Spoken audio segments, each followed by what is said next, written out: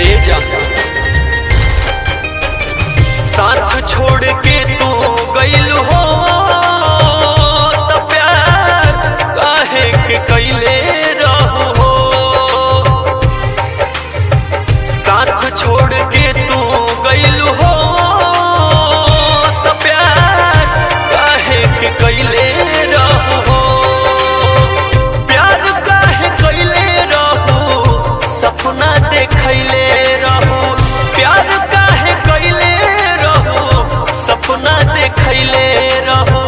जान बेवफा तू भइलू हो त प्यार काहे के कइले रहू हो।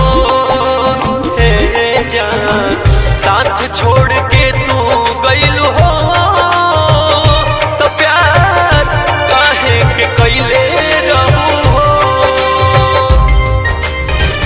तोनी को कदर ना कइलू हमरा तू प्यार के।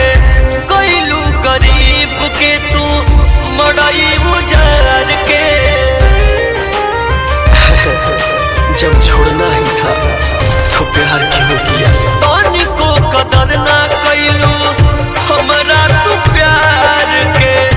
गइलू गरीब के तू मड़ई उजार के। बेघर बना के गइलू हो एक ना एक दिन याद तो जरूर आएगा।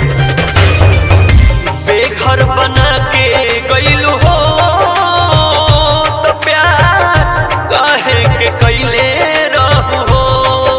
बतावो ना साथ छोड़ के तू गइलू हो त प्यार काहे के कइले रहू हो। गलती कवन हो गइल का रहे कसूर हो। नेहिया लगा के चली गइलू तू दूर हो। हे जा अरे बतावा ना